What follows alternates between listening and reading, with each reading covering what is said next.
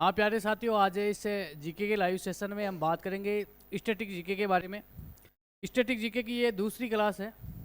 इस क्लास में हम बात कर रहे थे भारत के प्रमुख मंदिर। मंदिर की फर्स्ट क्लास पे कल हम पढ़ चुके हैं। यदि आप नए हो तो एक बार जरूर क्लास को देख लेना। कल की क्लास में हमने बात की थी भारत में जो प्रमुख ज्योतिर्लिंग है ना, भगवान शिव के बारे उनके बारे में। आज बात करेंगे जो प्रत्येक राज्यों के जो प्रमुख मंदिर है उनके बारे में। और कल की क्लास में हमने हेडिंग डाली थी राजस्थान के बारे में, राजस्थान के प्रमुख मंदिरों के बारे में। ठीक है ना, राजस्थान के प्रमुख मंदिर, जिसमें हमने बात की थी खाटू श्याम जी का मंदिर जो राजस्थान में, राजस्थान की राजधानी जयपुर, जयपुर के पास में राजस्थान का जिला है सीकर। सीकर जिले में ध्यान रखना रिंगस, और रिंगस के पास में एक गांव है, छोटा सा गांव है जिसका नाम है खाटू गांव। और खाटू गांव में एक मंदिर है, उस मंदिर का नाम है खाटू श्याम जी का मंदिर। भगवान श्री कृष्ण जी के अवतार के रूप में माना जाता है। भगवान श्री कृष्ण जी के रूप में अवतार माना जाता है और नाम है खाटू श्याम जी। ये मंदिर हाल ही में प्रसिद्ध मंदिर है क्योंकि यहाँ पर बड़े बड़े सेलिब्रिटी, बड़े बड़े राजनेता है ना, यहाँ दर्शन करने के लिए आते हैं। और खाटू श्याम जी को तीन बाण के धारी, शीश के दानी के रूप में भी जाना जाता है। और ध्यान रखना ये मंदिर और खाटू श्याम जी महाभारत काल से संबंधित है, महाभारत काल से संबंधित है। बस इतनी बात याद रखना कि खाटू श्याम जी का मंदिर कहाँ पे है, राजस्थान। ठीक है ना, राजस्थान में यदि जिला पूछ ले तो सीकर। ठीक है ना। उसके बाद में हमने कल की क्लास में बात की थी दिलवाड़ा जैन मंदिर। ये राजस्थान के माउंट आबू, माउंट आबू कहाँ पे है, सिरोही में। ठीक है ना, राजस्थान के माउंट आबू में एक जैन मंदिर है, सफेद संगमर से बना निर्मित। ये एक 5 मंदिरों का समूह है। कितने मंदिर है इसमें, 5 मंदिर है। और ध्यान रखना इसमें जैन धर्म के 2 तीर्थंकरों का उल्लेख है, एक तो ऋषभ देव का, ऋषभ देव, और एक है नेमिनाथ। ठीक है ना, एक तो नेमिनाथ और एक प्रथम तीर्थकर ऋषभ देव जी के नाम से ये 2 मंदिर बनाए गए और ये 5 मंदिरों का समूह है। ठीक है ना, सफेद संगमर से बना हुआ है और किस धर्म से संबंधित है, जैन धर्म। सीधा प्रश्न आएगा, ज़्यादा इसमें विस्तार से पढ़ने की आवश्यकता नहीं। ठीक है ना। उसके बाद में बर्मा जी का मंदिर, बर्मा जी का मंदिर, ये बर्मा जी का मंदिर कहाँ पे है, राजस्थान में अजमेर जिले के पुष्कर में। ठीक है ना, विश्व का प्रथम बर्मा जी का मंदिर, विश्व का प्रथम प्रथम बर्मा मंदिर। बर्मा मंदिर कौन सा है, बर्मा मंदिर है पुष्कर। पुष्कर कहाँ पे, अजमेर में। ठीक है ना। मान्यता है कि भगवान बर्मा जी को भी कहते हैं कि श्राप मिल गया था कि बर्मा जी का मंदिर कोई नहीं बनाएगा, है ना। बर्मा जी का मंदिर एक देखा जाए तो बर्मा जी, सृष्टि के रचयिता कौन है, बर्मा जी। अब सृष्टि की रचना भी बर्मा जी ने की है तो मंदिर की क्या आवश्यकता है। ठीक है ना, एक तो कारण ये है। दूसरा कारण ये मान्यता है कि बर्मा जी का जो मंदिर और बर्मा जी की मूर्ति स्थापित करता है ना, उसकी कहते हैं कि मृत्यु हो जाती है। इसलिए लोग, है ना, कलयुग में बर्मा जी के मंदिर का निर्माण नहीं करते। फिर भी हमारे राजस्थान में विश्व का पहला बर्मा जी का मंदिर है पुष्कर में। और उसके बाद में राजस्थान में 2 मंदिर और है, बर्मा जी के मंदिर 2 और है, ध्यान रखना। पूरे भारत में क्या पूरे विश्व में यानी पूरे वर्ल्ड की बात करें तो बर्मा जी के कुल कितने मंदिर है, 3। और तीनों कहाँ पे है, राजस्थान में। राजस्थान वालों ने हिम्मत की है कि भाई मरेंगे तो मरेंगे लेकिन बर्मा जी की स्थापना करेंगे। ठीक है ना। एक तो है अजमेर में, एक प्यारे बच्चों है बांसवाड़ा में। बांसवाड़ा में भी वर्मा जी का मंदिर है, छोटा सा मंदिर है। और एक है बाड़मेर में, है ना, बाड़मेर। तो ये वर्मा जी के 3 मंदिर है, जिसमें प्रसिद्ध मंदिर कौन सा है, पुष्कर वाला। ठीक है ना, तो वर्मा जी का मंदिर है, ध्यान रखना। पुष्कर झील भी यहाँ पे है और ये प्राचीन मंदिर है सबसे। उसके बाद में नेक्स्ट बात करें 4 नंबर पे मेहंदीपुर बालाजी का मंदिर। ये मंदिर है राजस्थान के दौसा जिले में। ठीक है ना, ये मंदिर विश्व भर में भूत प्रेत तथा जादू टोना से निदान के लिए प्रसिद्ध है। माना जाता है कि ये भारत का प्रसिद्ध मंदिर है ना। भूत प्रेत तथा जादू टोना से कोई परेशान है तो आप मेहंदीपुर बालाजी के यहाँ पे चले जाना। ठीक है ना, यहाँ पर इसका निदान किया जाता है। कहते हैं कि मान्यता है, यहाँ पर कोई गया है क्या, मेहंदीपुर बालाजी, तो मान्यता है कि यहाँ पर जब आप मेहंदीपुर बालाजी के दर्शन करोगे तो ये परंपरा है कि आप पीछे नहीं देखोगे, पीछे मुड़ के आप नहीं देखोगे। यदि पीछे मुड़ के देख लिया तो जितने भी भूत प्रेत आपके पीछे लग जाएंगे, ठीक है ना। तो यहाँ पर एक मान्यता है ना, फेरी लगाते समय, भगवान के दर्शन करते समय पीछे मुड़ के नहीं देखना है, ठीक है ना। भूत प्रेत जादू टोना के निदान के लिए प्रसिद्ध कौन सा मंदिर है? मेहंदीपुर बालाजी, जो हमारे राजस्थान के दौसा में स्थित है। दो पहाड़ियों के बीच में ध्यान रखना, ठीक है ना। दो पहाड़ियों के बीच में दो घाटी है ना, दो पहाड़ी है, इन दो पहाड़ियों के बीच में एक मंदिर बना हुआ है, ठीक है ना। एक प्राकृतिक बालाजी की ध्यान रखना मूर्ति बनी हुई है पहाड़ के अंदर, ध्यान रखना। ये एक पत्थर है, बड़ा सा पत्थर है, इसमें ये प्राकृतिक रूप से बालाजी की मूर्ति अपने आप बनी हुई है, ठीक है ना। तो इसलिए इस मंदिर को घाट बालाजी का मंदिर भी कहा जाता है, ठीक है ना। बस मेहंदीपुर बालाजी का मंदिर राजस्थान में है। अब राजस्थान से ही ज़्यादा डीप से पूछ ले तो दौसा में, किसमें है? दौसा में। पूछ ले आपसे कि भारत का कौन सा मंदिर भूत प्रेत जादू टोना के निदान के लिए प्रसिद्ध है, तो मेहंदीपुर बालाजी, ठीक है ना। उसके बाद में तनोट माता का मंदिर। प्यारे बच्चों, ये हाल ही में चर्चा में ध्यान रखना, हाल ही में अभी भारत और पाकिस्तान के बीच में तनाव की स्थिति है ना, है या नहीं है ना। तो एक पाकिस्तान का F-16 एक विमान था, लड़ाकू विमान, जिसे चाइना से खरीदा था। अब चाइना माल ऐसे ही होता है भाई, है ना। और भारतीय सैनिकों ने इसको मार के गिरा दिया है, और यहाँ का एक इसमें जो इसका पायलट था उसको जिंदा पकड़ लिया है, ठीक है ना, जिंदा पकड़ लिया। ये घटना कहाँ की है? ये कहाँ घटना हुई है? नाचना तनोट के बीच में। ये तनोट माता का मंदिर जैसलमेर में स्थित है, सीमा पे है ना, भारत और पाकिस्तान की सीमा के पास में।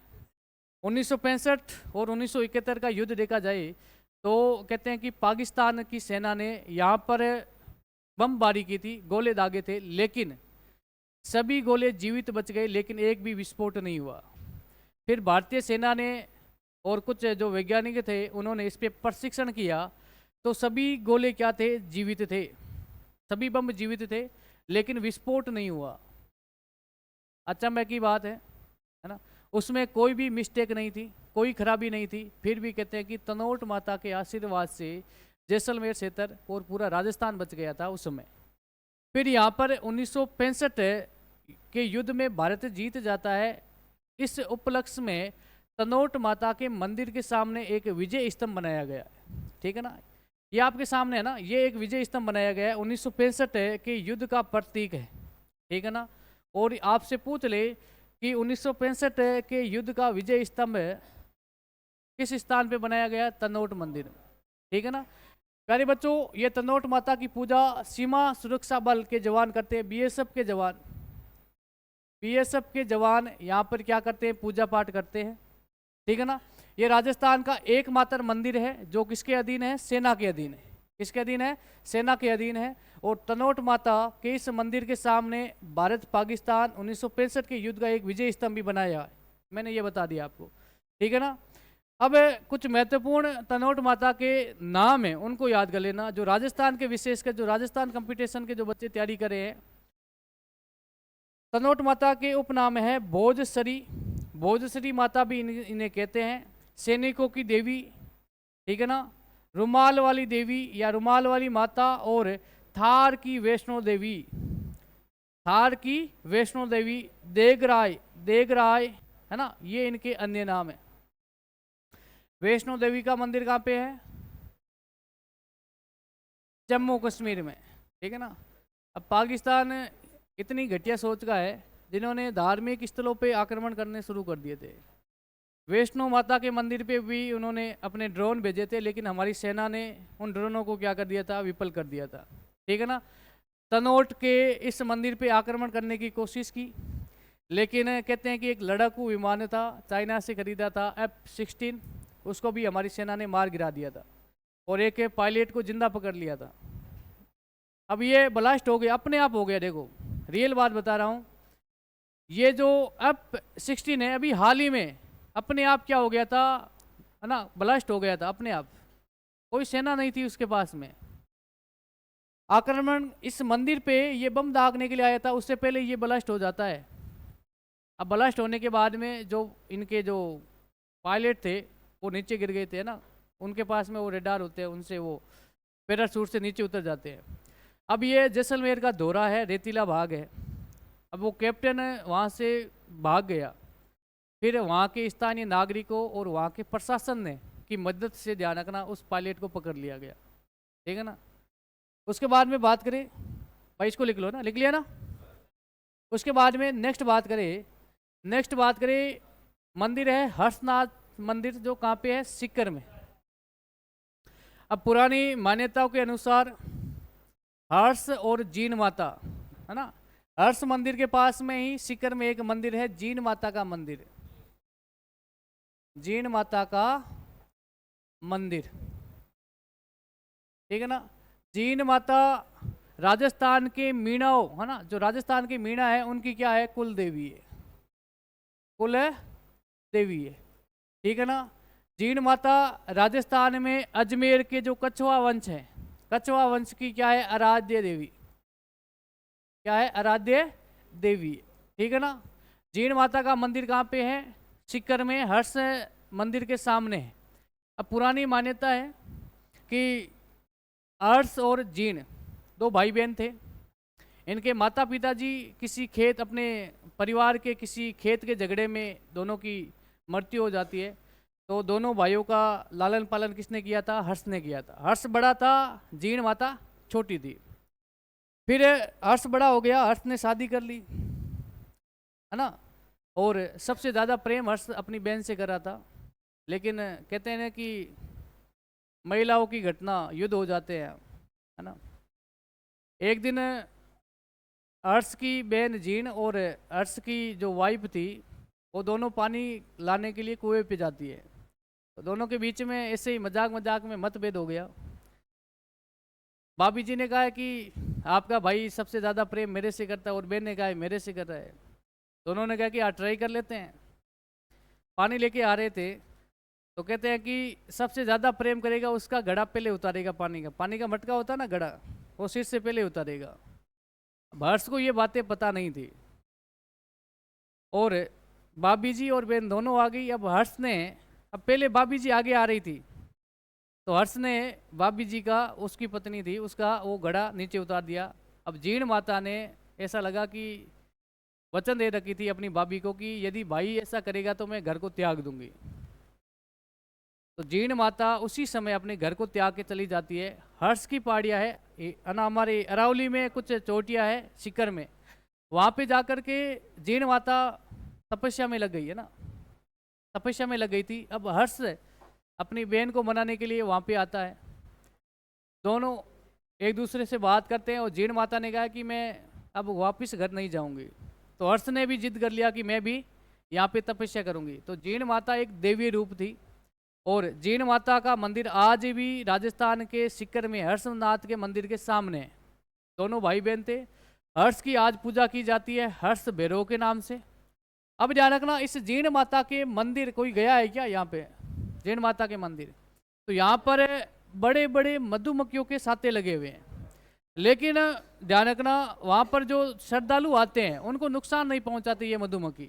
लेकिन जब एक कट्टर इस्लामिक शासक औरंगजेब, जिन्होंने आदेश दिया था कि भारत में जितने भी हिंदू मंदिर है उनको तोड़ दो, तो जीण माता के मंदिर और हर्ष माता के, हर्ष है ना, हर्ष भैरव के मंदिर पे भी औरंगजेब की सेना ने आक्रमण किया। आज भी आप देखोगे तो हर्षनाथ के मंदिर में भी आज खंडर की स्थिति है ना, टूटा फूटा, ऐसा लग रहा है कि यहाँ पे कोई आक्रमण हुआ था।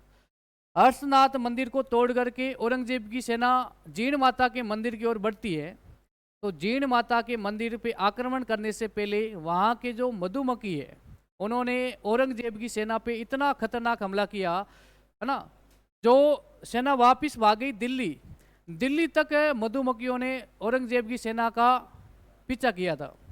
इसलिए जीण माता को मधुमक्खी वाली, साते वाली देवी के नाम से भी जाना जाता है। जीण माता के मंदिर में पहले बकरे की कान की बलि दी जाती थी, लेकिन अभी इस परंपरा को बंद कर दिया गया।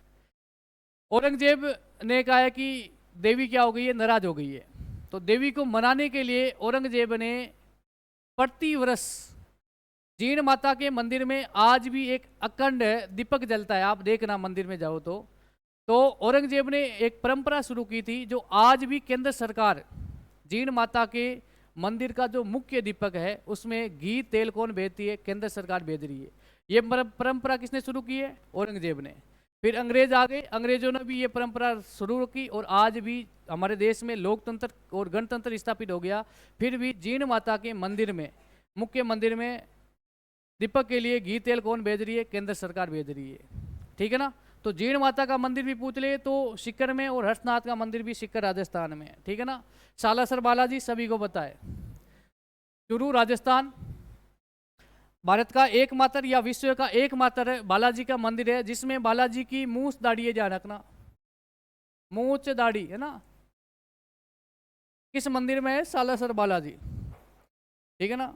ये सालासर बालाजी की जो ये मुख्य मूर्ति है सालासर में स्थापित की गई है, ये हमारे इस डिफेंस से, आसोटा नाम सुना है आपने? आसोटा में ध्यान रखना ये मूर्ति निकली थी। ये दो मूर्ति एक साथ में निकलती है। आसोटा लाडनू के पास में ही है, लाडनू से लगभग 2 या 3 किलोमीटर है ना, रेलवे स्टेशन से।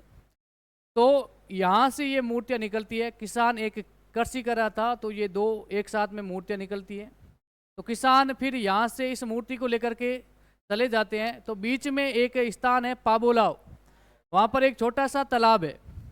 उस तालाब में किसान ने अपने बेलों को पानी पिलाया था, तो एक मूर्ति स्थापित कर दी थी पाबोलाव। सालासर बालाजी और पाबोलाव धाम दोनों एक साथ में बने हैं और दोनों मूर्ति एक साथ में निकली हुई है। लेकिन समय के साथ में, बदलाव के साथ में, सालासर बालाजी का मंदिर प्रसिद्ध हो गया है। यहाँ पर हजारों श्रद्धालु आते हैं, लेकिन पाबोलाव के बारे में इतनी जानकारी नहीं है। ठीक है ना। और जो मूर्ति निकली वहाँ पर भी एक मंदिर है आसोटा में। ठीक है ना। तो कभी टाइम मिले तो वही जाके दर्शन करके आना। मान्यता है कि सालासर बालाजी और पाबोलाव दोनों एक साथ में दर्शन करते हैं तो पूरी मनोकामना पूरी हो जाती है। ठीक है। उसके बाद में बात करें करनी माता का मंदिर। करनी माता का मंदिर कहाँ पे है? देशनोक। ध्यान रखना, बीकानेर के राठौड़, बीकानेर के राठौड़, बीकानेर के राठौड़, ध्यान रखना, राठौड़ों की आराध्य देवी, आराध्य देवी। बीकानेर शहर की स्थापना किसने की है? राव बीकानेर, करनी माता के आशीर्वाद से। ठीक है ना। तो करनी माता का मंदिर है देशनोक बीकानेर में। करनी माता को चूहों वाली देवी भी कहा जाता है। और ध्यान रखना, करनी माता के मंदिर में चूहों की संख्या अधिक है। यहाँ पर एक सफेद चूहा, उसे कहते हैं काबा। क्या कहा जाता है? काबा कहा जाता है। और काबा के दर्शन मतलब कोई भाग्यशाली उसको होते हैं, ध्यान रखना, हर किसी को नहीं होते हैं। अब करनी माता के मंदिर आप गए हो तो वहाँ पर पैर रखने की जगह नहीं है, इतने चूहे। फिर भी वहाँ पर एक भी आप बता दो कि चूहे की मौत हो रखी है? नहीं। ये एक माता का आशीर्वाद है। अब ये इतने चूहे क्यों है? इसके पीछे भी एक पौराणिक कथा है। कहते हैं कि जीण माता चारण देपावत शाखा में जीण माता का जन्म हुआ था और जीण माता की छोटी अवस्था में भी शादी कर दी जाती है।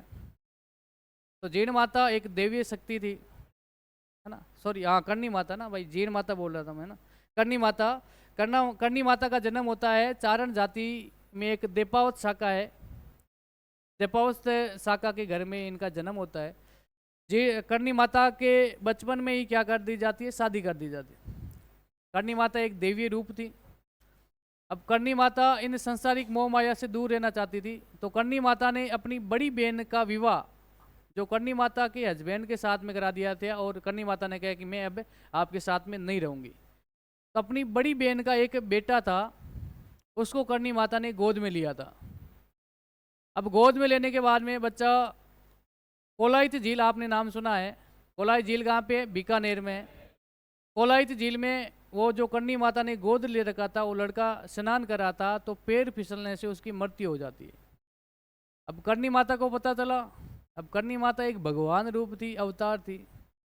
अब करनी माता ने कहा कि मैं मेरे हस्बैंड और मेरी बहन को क्या जवाब दूंगी, है ना। एक ही पुत्र था, उसकी मौत हो गई। तो करनी माता यमलोक में यमराज से युद्ध करने के लिए तैयार हो जाती है और करनी माता ने अपने मरे हुए पुत्र को जीवित किया था। फिर यमराज ने कहा था कि आप ये प्राकृतिक नियमों के खिलाफ हो, ये सृष्टि के जो नियम है भाई, किसी को मरना है, मरने के बाद में पुनः जीवित नहीं किया जाता है, ये प्राकृतिक नियमों के आप खिलाफ हो। तो यमराज जी ने कहा कि आज के बाद यदि आप इसको वापस जीवित करोगे तो आज के बाद में आपके कुल के एक भी सदस्य को यमलोक में कोई जगह नहीं मिलेगी। तो करनी माता ने कहा कि कोई ज़रूरत नहीं है, मेरे परिवार के सदस्य मेरे धाम में चूहे बन के रहेंगे, ठीक है ना। तो ये पुरानी क्या है, एक परंपरा है, अब पता नहीं है, भगवान की दया है ना। उसके बाद में बात करें, नेक्स्ट राजस्थान के अन्य मंदिर है, एक है नीमच माता का मंदिर। नीमच माता का मंदिर कहाँ पे है, उदयपुर में, ठीक है ना।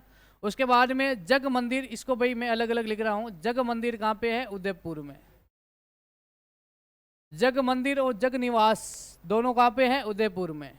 एक है बिड़ला मंदिर, बिड़ला, ये कहाँ पे है, जयपुर में। कहाँ पर है, जयपुर में, ठीक है ना। एक मंदिर है शिला देवी का मंदिर, ये भी कहाँ पे है, ये भी है आपके जयपुर में, ठीक है ना। कहाँ पर है, जयपुर में। एक है सुंदा माता का मंदिर, ठीक है ना, इसको मैं साइड में लिख देता हूँ, सुंदा माता का मंदिर, सुंदा माता का मंदिर, ये है राजस्थान के जालोर जिले में, ठीक है ना, जालोर, ठीक है। उसके बाद में बात करें चामुंडा माता का मंदिर, ये कहाँ पे है, जोधपुर में, ठीक है ना। चामुंडा माता का मंदिर है जोधपुर, ठीक है ना। उसके बाद में रानी सती का मंदिर, ये है आपके झुंझुनू में, कहाँ पे है, झुंझुनू, ठीक है ना। उसके बाद में देवधाम जोधपुरिया, ये कई बार प्रश्न पूछा गया, ये है टोंक में, राजस्थान के टोंक जिले में, ठीक है ना। उसके बाद में बात करें, है ना, दधीमती माता, दधीमती माता, ये हमारे राजस्थान में गोट मांगलोद नागौर में, ध्यान रखना। दधी माता का मंदिर, ये आपके दादीज जो ब्राह्मण होते हैं उनकी क्या है, कुल देवी, ठीक है ना। ये कहाँ पे है, नागौर में, लिख देना भाई, नागौर, ठीक है ना, नागौर। उसके बाद में शीतला माता का मंदिर, ये कहाँ पे है ना, ये मेरी बात सुनो, भीलवाड़ा नहीं है, जयपुर, ठीक है ना, ठीक है ना। उसके बाद में सवाई भोज का मंदिर, ये कहाँ पे है, भीलवाड़ा में, ठीक है ना। एक मंदिर है रघुनाथ मंदिर, ये प्रसिद्ध मंदिर है रघुनाथ मंदिर, ये कहाँ पे है, सीकर में, ठीक है ना। ये प्रमुख मंदिर है राजस्थान के। वैसा देखा जाए तो एक मंदिर और भी प्रसिद्ध है, रामदेव जी का मंदिर, रामदेव जी का मंदिर, यह है रूनीचा, रूनीचा पोखरण जैसलमेर, ठीक है ना। ये राजस्थान का प्रसिद्ध मंदिर है, ठीक है ना, ठीक है। इसको लिख लो भाई, लिख लिया ना, लिखो लिखो, थोड़ी सी स्पीड रखो लिखने में ना, ऐसे तो भाई एक क्लास में एक राज्य होगा तो काम कैसे बनेगा ना, इतना टाइम नहीं है हमारे पास में, थोड़ी सी स्पीड रखो। अब लगभग आपको राजस्थान के जो प्रमुख 8-9 मंदिर मैंने लिखाए हैं वो तो कम से कम आपको याद होने चाहिए, ठीक है ना। बाकी जो अन्य महत्वपूर्ण मंदिर है एक बार पढ़ लेना, प्रश्न पूछा जा सकता है। जग मंदिर का पूछा गया है ना, जग मंदिर का प्रश्न पूछा गया है, ठीक है। नेक्स्ट हेडिंग डालना गुजरात, इसको लिख लिया ना, लिख लिया क्या, नहीं लिखा है, बाद में क्लास देख लेना भैया ना, थोड़ी सी पीडीएफ तो नहीं दूंगा भैया ना, क्लास लिख लेना ना बाद में देख करके। उसके बाद में गुजरात, ठीक है ना। गुजरात में हम 12 ज्योतिर्लिंग पढ़े थे, उसमें से गुजरात में कितने थे, 2, एक तो सोमनाथ और एक नागेश्वर, ठीक है ना। 2 ज्योतिर्लिंग कहाँ पे है, गुजरात में। अब अन्य मंदिर बात करें तो द्वारिकाधीश मंदिर, है ना, भगवान श्री कृष्ण जी को समर्पित है द्वारिकाधीश मंदिर, जो हमारे ध्यान रखना हिंदू धर्म के जो 4 तीर्थ स्थल है उसमें से एक तीर्थ स्थल कौन सा है, द्वारिकाधीश। कोई मुझे बता पाएगा कि 4 तीर्थ स्थल कौन से, हिंदू धर्म के 4 तीर्थ स्थल के नाम याद है क्या किसी को, उज्जैन, हरिद्वार ऐसे तो यार नासिक कह रहे हैं ना।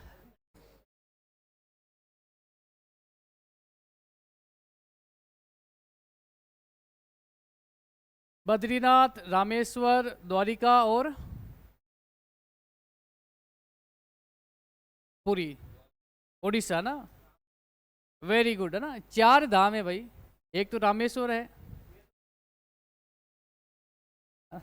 हाँ, ये 4 तीर्थ स्थल है, पवित्र तीर्थ स्थल माना जाता है, ठीक है ना। उनमें से एक है द्वारिकाधीश। पंडित जी ने इज्जत रख ली भाई, है ना। यही ज्ञान की बात होती है। हमें ध्यान रखना, किसी अन्य धर्म को ठेस नहीं पहुंचानी चाहिए, लेकिन हमारे धर्म के बारे में हमें पता होना चाहिए, हमारे शास्त्रों के बारे में पता होना चाहिए। पढ़ाई का मतलब क्या है?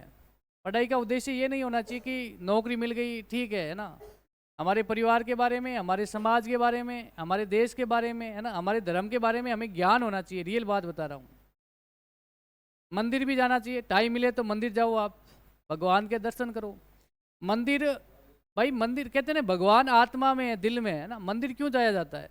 एक आस्था का केंद्र है, ठीक है ना। तो द्वारिकाधीश मंदिर भगवान श्री कृष्ण जी को समर्पित है, ठीक है ना। ये गुजरात में। उसके बाद में रुक्मणी मंदिर। अब रुक्मणी जी कौन थे? भगवान श्री कृष्ण जी की पटरानी, है ना। तो रुक्मणी जी का मंदिर कहाँ पे है? गुजरात में, ठीक है ना। तो बस इतना लिखना है, रुक्मणी मंदिर कहाँ पे है? गुजरात में, ठीक है ना। उसके बाद में अक्षरधाम ना, बहुत सुंदर मंदिर है, एकदम शांत मंदिर है। कितना सुंदर मंदिर है ना अक्षरधाम। ये गुजरात में है। ध्यान रखना, ये भारत और दुनिया के सबसे बड़े हिंदू मंदिरों में से एक मंदिर है, ठीक है ना। और गुजरात की राजधानी गांधीनगर, ठीक है ना, गांधीनगर में स्थित है। भगवान स्वामीनाथन के रूप में, ध्यान रखना, भगवान की पूजा की जाती है मुख्य मंदिर में, ठीक है ना। और ये पूरा एड्रेस लिखा हुआ है, यदि जाना चाहो तो देख लो, है ना। अहमदाबाद में, ध्यान रखना, 28 किलोमीटर दूर है, रोड सेक्टर है ना 20, और गांधीनगर में स्थित है, ध्यान रखना। नेक्स्ट बात करें अंबाजी, है ना। अंबाजी, अंबाजी मंदिर पे कहाँ है भाई? गुजरात में। ये अंबाजी का मंदिर है ना, गुजरात का महत्वपूर्ण मंदिर है, ध्यान रखना, ठीक है। उसके बाद में ये एक जैन मंदिर है, श्री शत्रुंजय, है ना। श्री शत्रुंजय एक जैन मंदिर है, ध्यान रखना। ये क्या है? एक जैन मंदिर है। गुजरात में जैन मंदिर, प्रसिद्ध मंदिर कौन सा है? श्री शत्रुंजय, ठीक है ना। उसके बाद में बात करें, नेक्स्ट मंदिर है, कितना सुंदर मंदिर है देखो, है ना। जैन मंदिर है, एक बहुत बड़ा मंदिरों का एक समूह है, उसका नाम क्या है? शत्रुंजय जैन मंदिर। ध्यान रखना, ये मंदिर अलग अलग छोटे छोटे मंदिरों से एक मंदिर बना हुआ है। और ये ध्यान रखना, ये मंदिर भी जो जैन धर्म के संस्थापक है ऋषभ देव जी को समर्पित है, ठीक है ना। ऋषभ देव जी को क्या है? समर्पित है। उसके बाद में बात करें गुजरात के अन्य प्रमुख मंदिर, ठीक है ना। सोमनाथ मंदिर, ठीक है ना, ये एक ज्योतिर्लिंग भी है। बड़केश्वर महादेव मंदिर, ये भगवान महादेव जी के 2 मंदिर है, ध्यान रखना। एक है चोटीला मंदिर। चोटीला मंदिर गुजरात के अंदर है, लेकिन एक चोटीला धाम हमारे राजस्थान में भी है ना। चोटीला चोटीला धाम,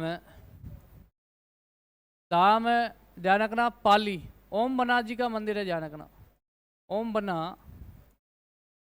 बना एक धाम है, जो ये राजस्थान के पाली में, ठीक है ना, राजस्थान के पाली जिले में, ठीक है ना। ये बात आपको याद रखनी है। उसके बाद में बात करें अन्य मंदिर है, तो एक सूर्य मंदिर है, ध्यान रखना। सूर्य मंदिर याद कर लेना। एक सूर्य मंदिर तो है उड़ीसा में, है ना, कोणार्क सूर्य मंदिर। और एक सूर्य मंदिर है गुजरात में। एक है संदीपनी मंदिर, और एक है सारंगपुर हनुमान जी का मंदिर। एक है श्यामलाल जी मंदिर, और एक है बालका, है ना, बालका तीर्थ जगन्नाथ मंदिर, ठीक है ना। और एक है हंटी सिंह जैन मंदिर, ठीक है ना। ये गुजरात के प्रमुख मंदिर थे, ठीक है। अब गुजरात के बाद में राजस्थान हो गया, गुजरात हो गया, अब जाएंगे एमपी, मध्य प्रदेश, ठीक है ना। अब मध्य प्रदेश में एक योगी जी का मंदिर बना दिया, है ना। योगी जी है ना, यूपी के सीएम, हाँ, आदित्य योगीनाथ जी का एक है मंदिर, कहाँ पे है, एमपी में, ठीक है ना। तो नेक्स्ट हेडिंग डालना मध्य प्रदेश। लेकिन मध्य प्रदेश में एक महत्वपूर्ण मंदिर है, उस मंदिर का नाम क्या है, श्री पशुपतिनाथ जी का मंदिर। अब ध्यान रखना, पशुपतिनाथ जी के मंदिर दो है। मुख्य मंदिर है नेपाल में, ठीक है ना, मुख्य मंदिर कहाँ पे है, नेपाल में। अब ये इस नेपाल वाले पशुपतिनाथ मंदिर की विशेषता क्या है, पशुपति का मतलब क्या है, शिव जी, इसका मंदिर है, भगवान शिव का है। इस मंदिर की ये विशेषता है, नेपाल में, नेपाल के जो राजधानी है काठमांडू नेपाल में, उसके पास में ये पशुपतिनाथ जी का मंदिर है। यहाँ पे एक नदी बहती है, उस नदी का नाम क्या है, उस नदी का नाम है बागमती नदी। बागमती नदी के किनारे ये एक मंदिर है। इस मंदिर की प्राचीन मान्यता यह है कि इस मंदिर में हिंदू धर्म के अलावा कोई भी अन्य दूसरे धर्म के व्यक्ति को प्रवेश पे अनुमति नहीं है ना। हिंदू धर्म के अलावा कोई भी अन्य धर्म के लोग को प्रवेश करने की अनुमति नहीं है, ध्यान रखना। इसमें पशुपतिनाथ नेपाल में। लेकिन नेपाल में 2015 में संविधान बन गया था। संविधान बनने के बाद में नेपाल एक क्या बन गया, धर्मनिरपेक्ष राष्ट्र बन गया। धर्मनिरपेक्ष राष्ट्र का मतलब क्या है, सभी धर्म समान, ठीक है ना, सभी धर्म क्या है, समान है। और इसीलिए ध्यान रखना, अब इस मंदिर में प्रवेश की अनुमति मिल गई है, पहले अनुमति नहीं थी। लेकिन लोगों की मान्यता है कि भाई हम क्यों नहीं जाएंगे, है ना, नहीं जाएंगे, फिर भी लोग, ध्यान रखना, यदि कोई दूसरे धर्म का है तो आप बागमती नदी के दूसरी साइड से इस मंदिर में दर्शन कर सकते हो, लेकिन प्रवेश की अनुमति नहीं है। लेकिन पशुपतिनाथ का मंदिर हमारे राजस्थान में कहाँ है, मध्य प्रदेश में, ध्यान रखना। और मेन मुख्य मंदिर कहाँ पे है, नेपाल में, है ना। इसको लिख देना भाई, इसमें लिखना 2 लाइनें मैं बोल देता हूँ, वैसे लिख दो ना, नोट लगा के लिख देना, नोट लगाना, लिखना पशुपतिनाथ मंदिर मध्य प्रदेश, हेडिंग डाल देना। अब लिखना नोट, नोट में लिखना पशुपतिनाथ का मुख्य मंदिर नेपाल, नेपाल की राजधानी काठमांडू में स्थित है, लिख दे।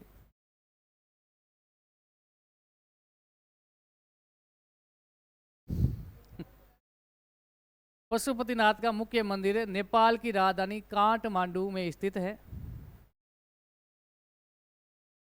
लेकिन इस मंदिर में हिंदू धर्म के अलावा अन्य धर्मों के लोगों को प्रवेश वर्जित है। इस मंदिर में हिंदू धर्म के अलावा अन्य धर्म के लोगों का प्रवेश वर्जित है, ठीक है ना, अनुमति नहीं है भाई, सीधी बात है, ठीक है। उसके बाद में लक्ष्मण मंदिर, लक्ष्मण मंदिर, लक्ष्मण जी कौन थे, श्री राम जी के भाई थे, भगवान श्री राम के भाई थे लक्ष्मण जी। लक्ष्मण जी का मंदिर कहाँ पे है, मध्य प्रदेश में, ध्यान रखना, ठीक है ना। लक्ष्मण जी का मंदिर कहाँ पे है, लिख दो भाई, लक्ष्मण मंदिर है एमपी, ठीक है ना, 2 नंबर लगा के लक्ष्मण। अब देखो ये योगी जी, है ना,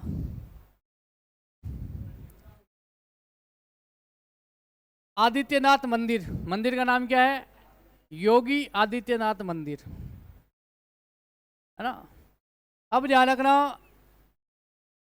मध्य प्रदेश में एक प्रसिद्ध मंदिर है, जैन मंदिर है, खजुराहो मंदिर, नाम सुना है क्या, खजुराहो मंदिर, ठीक है ना। ये एक जैन मंदिर है और ये प्रश्न कई बार पूछा गया है कि खजुराहो का मंदिर कहाँ पे है, तो कहाँ पे है, मध्य प्रदेश में। अब मध्य प्रदेश में इस खजुराहो मंदिर के पास में एक मंदिर बना दिया गया, लोगों की आस्था है, योगी जी का एक मंदिर बना दिया योगी जी। अब इसका विरोध भी किया गया कि भाई ये तो गलत बात है, योगी जी को भगवान का दर्जा कैसे दे सकते हो।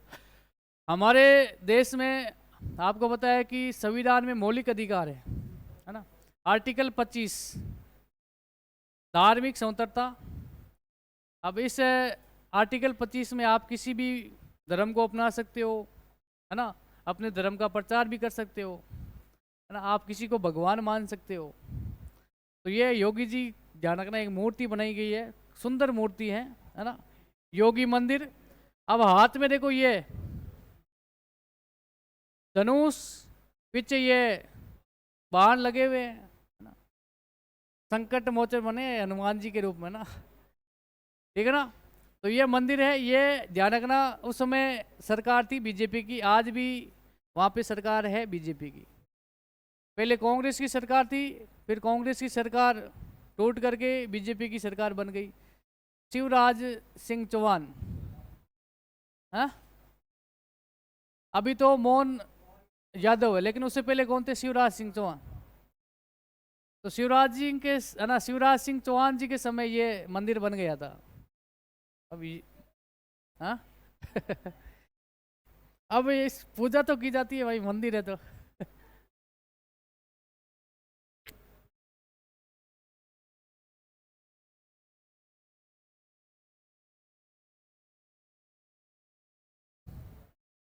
ठीक है ना। ये मूर्ति लगी हुई है, योगी जी की है, ठीक है ना। उसके बाद में नेक्स्ट लिखना भाई, है ना, मातंगेश्वर मंदिर, ये भगवान महादेव का मंदिर है।